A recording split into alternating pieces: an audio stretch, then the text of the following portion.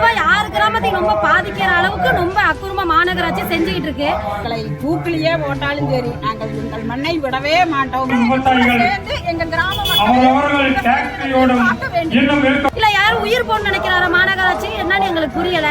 அதுக்கு என்னென்ன பண்ண முடியுமோ, சோலாரம் போடுங்க, பூங்காவை அமையுங்க, விளையாட்டு மைதானத்தை அமையுங்க, ஸ்கூலை கட்டுங்க, எத்தனையோ இருக்குது. அதை மட்டும் செய்யுங்க. குப்பையை மட்டும் கொட்டக்கு விட மாட்டோம். பூமி வெங்காயத்துல இருந்து கொத்தமல்லி தளர்ந்து எல்லாம் விளையுது. விவசாயத்தை நம்பி நாங்க 10 குடும்பம் பொழைச்சிட்டு இருக்கோம்.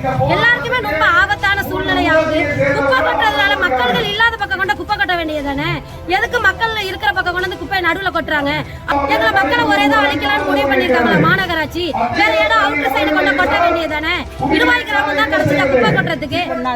குப்பையை மட்டும் கொட்டாது. வெங்காயம் விவசாயம் பண்ணாம இருந்தா இங்க ஊர்ல வெங்காயம் கிடைக்குமா? கொத்தமல்லி தலை கிடைக்குமா? கீரை கிடைக்குமா?